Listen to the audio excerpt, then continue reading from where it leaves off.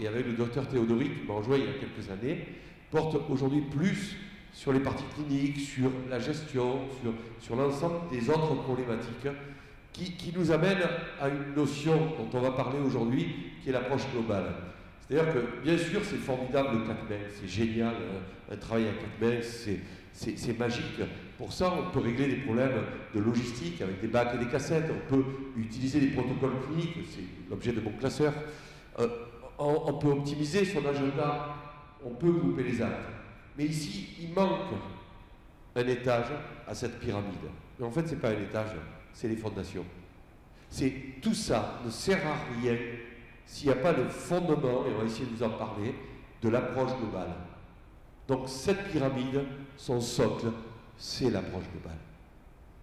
D'abord, chacun de nous, et Sonia l'a déjà un petit peu expliqué avant, travaillons avec un but. On agit dans un certain but.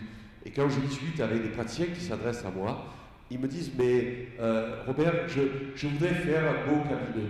Robert, je voudrais constituer une équipe. » Je dis « Mais ce sont les moyens dont tu me parles. Où il est ton objectif? C'est quoi ton objectif ?» Et en fait, il y a 3 objectifs. Il y a les objectifs de vie. La première objectif, j'espère que vous le mettez en premier, c'est mon objectif de vie. Qu'est-ce que je veux de ma vie? Qu'est-ce qui est important pour moi? Où sont mes valeurs? Il y a le deuxième objectif qui est l'objectif professionnel. Quelle dentisterie moi j'ai envie? On va parler de la dentisterie générale, de ce qu'il faut faire. Mais moi, qu'est-ce que je veux en faire? Et vous avez le droit d'avoir des différences.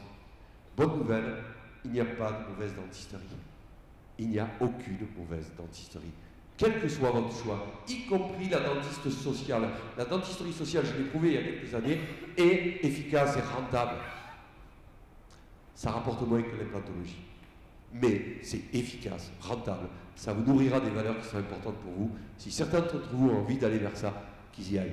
Mais attention, il faut sacrément être organisé pour que ça soit rentable. Mais le troisième objectif, et c'est celui que souvent vous aimez le moins en parler, c'est la rentabilité. Vous avez besoin de rentabilité. Il faut les payer, vos assistantes. Arrêtez de les payer au SMIC, quoi.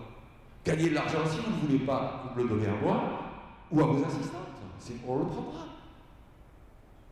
Mais achetez-vous des lasers, achetez-vous des aides optiques, achetez-vous des microscopes opératoires. Si vous ne voulez pas pour satisfaire vos objectifs personnels, ça me va. On va se poser de dire, je choisis un métier qui n'est pas trop mal.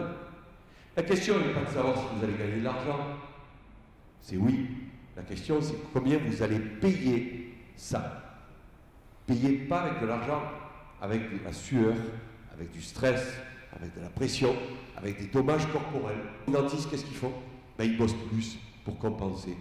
Oui, vous gagnez plus, mais vous le payez cher. Très cher. Vous êtes au top 10 des maladies professionnelles. Le dos, les yeux, le stress, les suicides, les divorces. Attention. Attention. Donc, ce n'est pas le prix à payer, quoi. Ça ne vaut pas le coup. Il est nécessaire que vous soyez performant pour... François voudrait vous dire en 40 ans. Moi, je vais vous dire en 45 ans, rigolons pas, quoi. La retraite, vous n'êtes pas prêts à la toucher. Vous, les praticiens, aujourd'hui, Pierre a annoncé ce que j'allais vous dire, 1700 praticiens partent à la retraite chaque année en ce moment. Ces gens-là travaillent 3 millions d'heures, parce qu'il faut en général 40 heures par semaine. C'est des bosseurs. Ils savent travailler, ils sont très efficaces. Et en face, on a 800 praticiens libéraux. Ne m'interpellez pas en me disant « Robert, c'est 1057 », je le sais, et 1100 et quelques bientôt. Sauf que tout le monde ne s'installe pas. En fait, en libéral, il n'y a que 800 praticiens à peu près par an.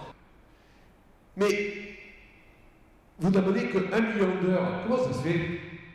Eh bien, parce que vous n'êtes pas de ma génération, vous avez transpiré, vous êtes nos enfants, et on vous a dit « T'inquiète, on a prévu ton avenir ». Et intelligemment, vous vous dites « Je ne vais pas sacrifier ma vie, quoi ». Moi, mon père, il avait connu la guerre, il me disait « Mon fils, il faut que tu bosses ». Aujourd'hui, les parents vous disent « Mon fils, il faut que tu profites. » Et ils ont raison, profitez. Mais...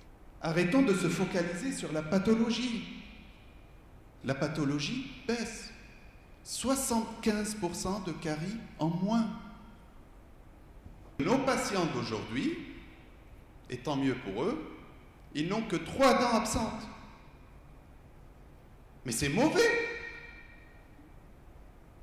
C'est mauvais.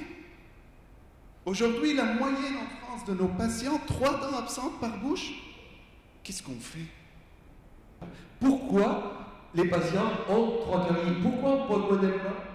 Parce qu'on est focalisé sur les soins, parce qu'ils sont remboursés par la Sécu, parce qu'on a trop de patients, et qu'on ne prend pas le temps, quoi. On ne prend pas le temps de la parler, on ne prend pas le temps de communiquer, on ne prend même pas le temps de s'organiser. On n'a pas d'assistante, on travaille seul. Combien parmi nous prennent le temps d'expliquer à nos patients quelle est l'origine de leur pathologie? Je pense qu'il est très important, avant de parler de traitement, c'est d'expliquer au patient l'origine et de communiquer avec lui par une séance pédagogique, de l'apprendre, quelles sont les bonnes habitudes à prendre dans son quotidien. Oui, le contrôle de plaque parce que c'est le facteur initial, mais aussi son comportement alimentaire, son hygiène de vie.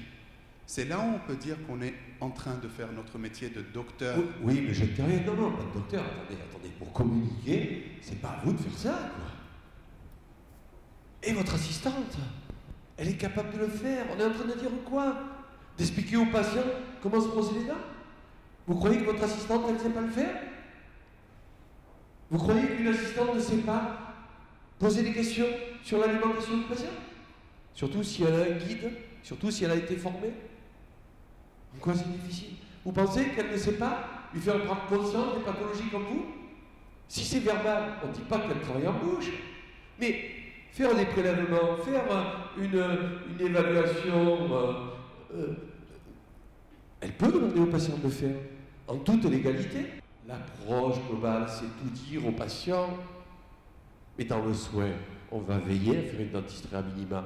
Ça commencera par la prévention et ça continuera par la dentisterie à minima.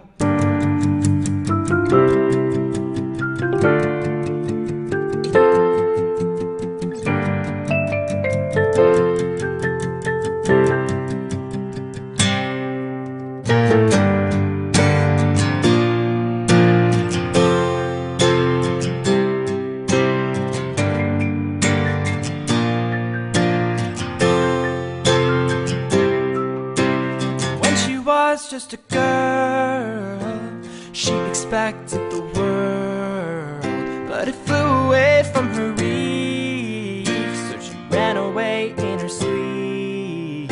Dreamed of paradise, paradise,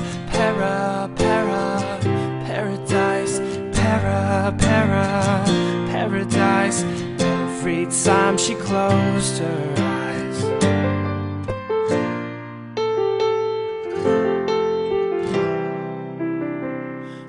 Was just a girl, she expected the world, but it flew away from her reach, and the bullets catch in her teeth. Life goes on, it gets so heavy, the wheel breaks the butterfly, every tear a waterfall. In the night, the stormy night, she closed her eyes. In the night, the stormy night, where she'd fly, and dreams of paradise, paradise, paradise, paradise. Oh, paradise, paradise.